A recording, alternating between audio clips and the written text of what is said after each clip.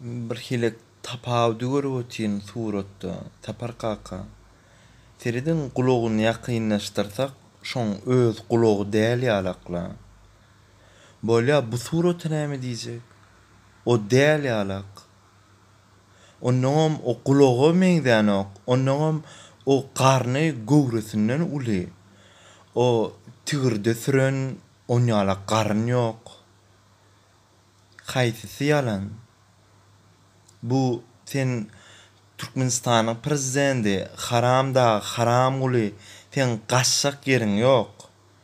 Sen gaçdyň, halky terk edip taşlap gaçdyň sen, haramdada, şuňaly kyn günne. Oğlum tiredip böreň ok bolyn, sen nirden kimden gaçyp ütköjek bolýan sen? He? Sen näýlik 52 ütkäňde de halk sen tanar, gatar kyn bol. Iziz Türkmenistan alyp barýan ihlasymyz, görüşimiz Türkmenistanyň haram diktator prezidentine garşy biliň hökman bir gün miwe berer. Hökman bu ihlasymyz ýerde galmaz. Şükür alhamdülillah Türkiýanyň İYİ Partisiniň millet wekili çykyş etdi, bize podderşka berdi. Yalnız bırakılmalarına gönlümüz razı olamaz. Türkmenin öz yurdunda garip kalmasına vicdanlarımız seyirci kalamaz.